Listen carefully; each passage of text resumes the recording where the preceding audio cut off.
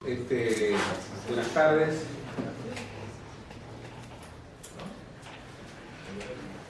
A ver, hace más o menos un año, el doctor Sanguinetti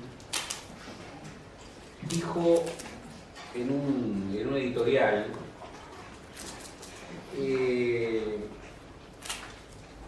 el gobierno está pronto para perder, pero la oposición no está pronta para ganar. Bueno, luego ha venido corrigiendo eso.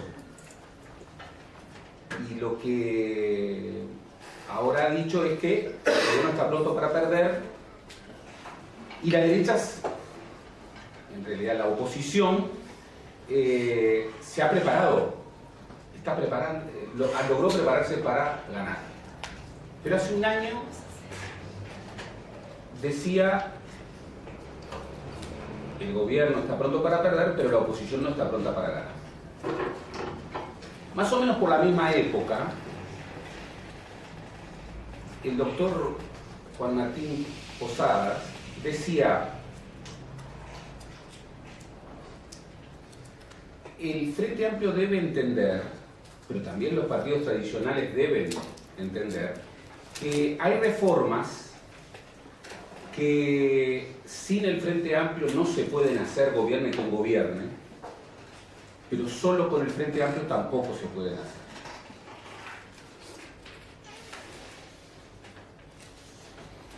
Y hace más o menos un año, casi el 80% de los uruguayos creía que Tabaré Vázquez era el próximo presidente de los uruguayos, más concretamente 77%, y advertían que el ciclo electoral iba a ser un ciclo muy previsible, tan previsible que establecían, bueno, que en el Frente Amplio claramente iba a ganar Tabaré Vázquez, lo cual ocurrió, que en el Partido Colorado claramente iba a ganar Pedro Bordaberry, lo cual ocurrió, y que en el Partido Nacional iba a ganar el senador Jorge Larrañaga, lo cual no ocurrió.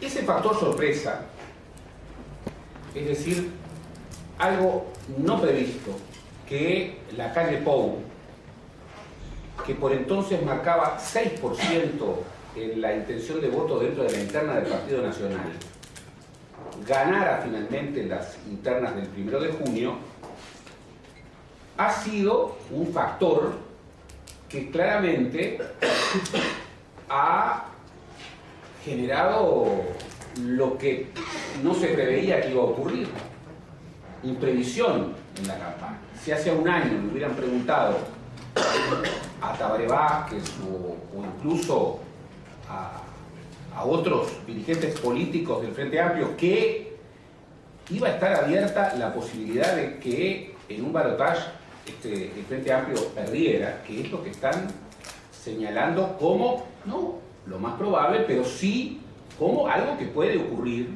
todas las encuestadoras, lo hubiera negado enfáticamente, porque la pregunta era si el Frente Amplio iba a ganar o no en primera vuelta, y si iba a ganar o no la mayoría parlamentaria. Hoy está abierta la pregunta de quién va a ganar el gobierno. Entonces yo quiero detenerme aquí. ¿Qué ha pasado en apenas un año en donde un escenario que estaba dominado por previsiones muy estandarizadas, que prácticamente le quitaban espacio al factor sorpresa, de pronto han generado esta elección rara, que para algunos es una elección que tiene novedades, pero que no saben calificar muy bien, bueno, cuáles son esas novedades. Y entonces lo primero que quiero establecer, como no puede ser de otro modo, es una comparación histórica. Esto es la premisa número 1. Quien quiera entender la política debe conocer la historia. Si no conoce la historia, no va a entender la política. Miren lo que era la intención de voto, miren lo que es la intención de voto por partido. Esto lo hizo Lucía. Pero es un escenario que ya ella ha comentado. No hay grandes modificaciones traumáticas. Uno diría, bueno, el Frente Amplio baja, el Partido Nacional sube y el Partido Colorado más o menos está estabilizado. Intención de voto promedio entre encuestas que por otra parte manejan metodologías diversas. Y esto es un elemento muy importante. Porque una cosa son los indecisos después de 3 preguntas.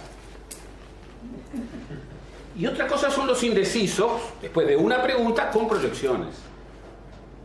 Y eso es lo que está revelando que en algunos encuestadores les da 15 o 10% de indecisos y a otros les da 4 o 5. Lo que no es menor. No es menor. Y es un debate metodológico importante. Que también debiéramos incorporar las metodologías que utilizan, los casos que utilizan. Si utilizan 700 casos, como hemos visto con sorpresa que un encuestador con 700 casos proyectó el escenario del balotaje. Cosa realmente, no sé si admirable o impresionante. Pero también plantear que una encuesta cara a cara de 1.600 casos tiene diferencia respecto a una encuesta de 900 casos telefónica. Y que ahí hay un debate sobre si la telefonía fija, si la telefonía móvil con muestras aleatorias. Pero a mí me interesa otra cosa. Pasemos, miren el escenario 2005-2009. Es otro escenario. Y aquí, el dato más importante es que el doctor Lacalle Herrera llegó a estar en el momento de las internas con un 36% del electorado, de la intención de voto. No hay que confundir opinión pública con ciudadanía. Ese es el primer dato que hay que saber.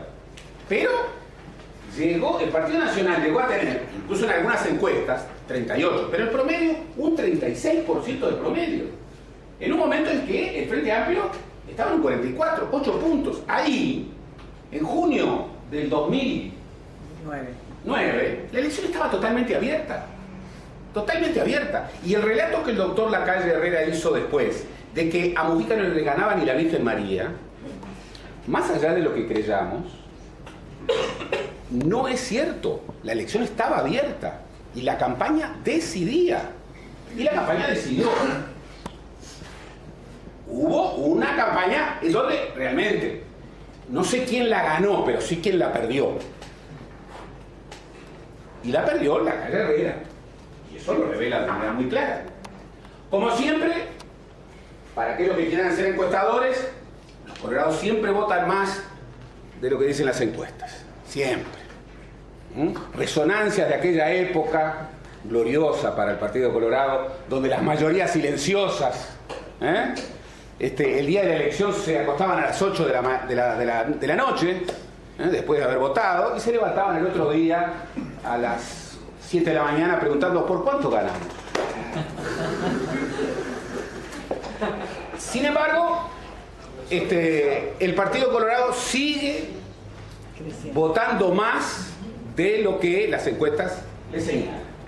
Pero veamos el escenario anterior, el escenario del primer triunfo frente a amplista. Este es otro escenario. Este es un escenario que viene de la época anterior, en donde los comportamientos electorales estaban cambiando dramáticamente.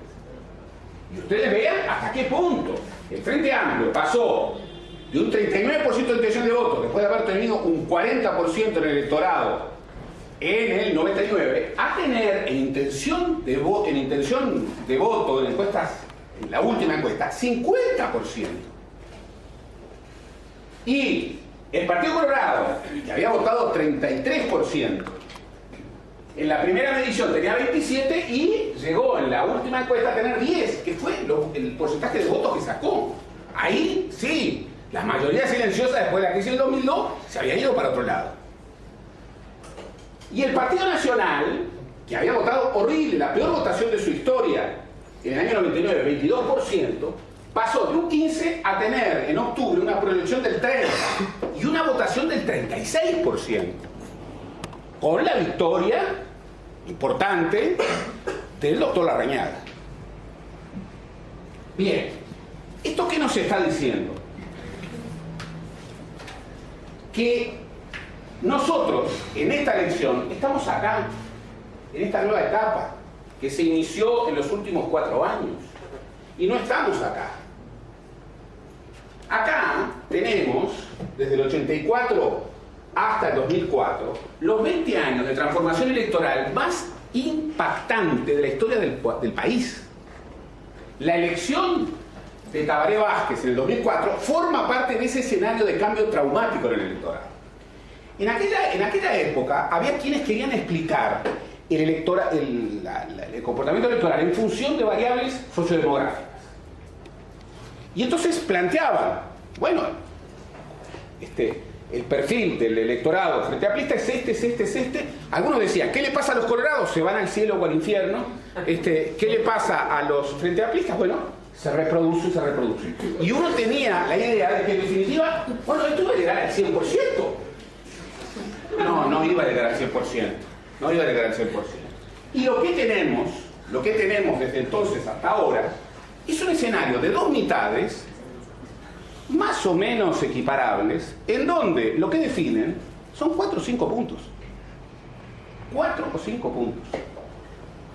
Y, por supuesto, si tenemos en cuenta la historia, nunca hay que pronosticar. Nunca hay que pronosticar. Pero, seguramente, tendremos un escenario parecido en donde lo que defina son 4 o 5 puntos.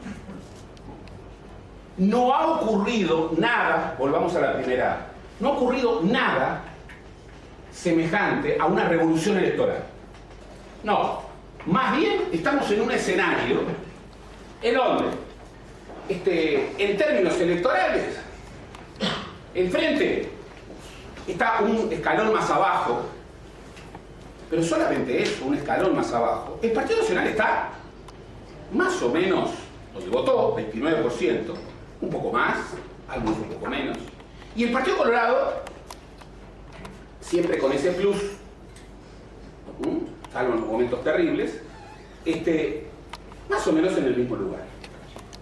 Y los otros, bueno, alguna diferencia, tal vez el Partido Independiente encuentre finalmente su senador, lo cual será un hito en la historia política del país y en la vida de Pablo Mieres, y tal vez, lo cual será otro hito, haya a la izquierda de la izquierda un diputado, lo cual sería otro hito, porque nunca a la izquierda de la izquierda hubo nada en Uruguay. La vida. Entonces, la primera idea que les quiero transmitir es que el escenario de cambios dramáticos en el electorado terminó en el 2004 y que ahora estamos en un escenario de 2 grandes mitades, más o menos asimétricas, en donde, como decía César Aguiar, los que definen son los no creyentes. No son los creyentes, son los no creyentes. Lo cual, en este país laico, es algo muy importante. Muy importante.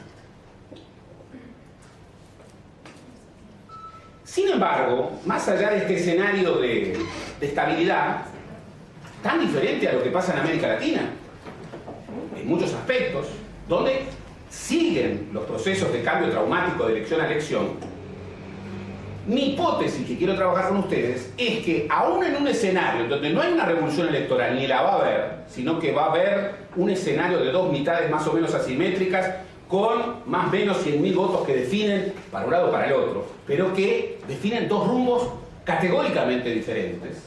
Y la sociedad uruguaya, la ciudadanía uruguaya, se acerca a definir entre 2 caminos radicalmente diferentes, un poco distraída. Más allá de ese escenario de permanencia, mi hipótesis desde hace un tiempo es que la democracia uruguaya está mutando a su tiempo, a sus formas, dentro de sus formatos, pero está mutando, está cambiando. Y fenómenos que se están dando en la transformación de la política en el mundo, pero fundamentalmente en América Latina, también se están dando aquí, con nuestras formas. Por ejemplo, comenzamos a tener ciudadanías muy atomizadas y constantes al mismo tiempo. Comenzamos a tener una volatilidad muy amplia de la opinión pública, con lo que eso significa en los periodos próximos a la definición electoral de fluidez política. Comenzamos a tener liderazgos de popularidad que se arraigan en partidos, pero que tienen un plus que es su popularidad. Comenzamos a tener elecciones que promueven, más allá de la fuerza singular de los partidos uruguayos, una inducción en la constitución de escenarios. Comenzamos a tener ciudadanías y representaciones más contingentes.